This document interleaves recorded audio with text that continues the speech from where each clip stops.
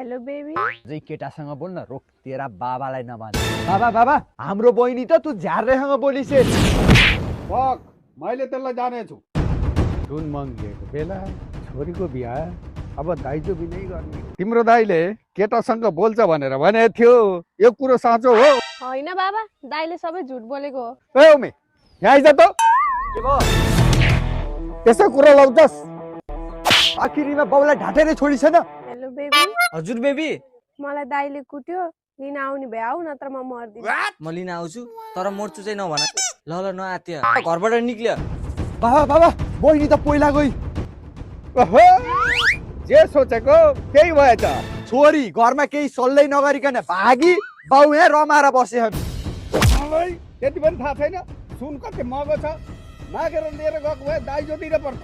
अब बोलाएर टिकोटालो गर्नुपर्छ। अनुहार हेर्दा किराले गु पार्ने जस्तो भयो नि। बाउको दिमाग चाहिँ हो के मान्नै पर्छ। नमस्कार हजुर। ओहो नमस्कार हजुर, बसौँ न, आउनु ल।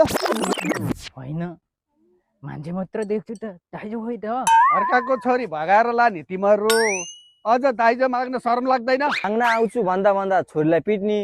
हो रि, यो उमेरले हो पिटेको, यहीसँग माग्नु। ओ यही हुन्छ भन्ने मलाई थाहा थियो के। ल सुन, होइन हल्ले है, बिस्कुटकै डल्लो दिएछन् क्या तेरो जेठानले। सुन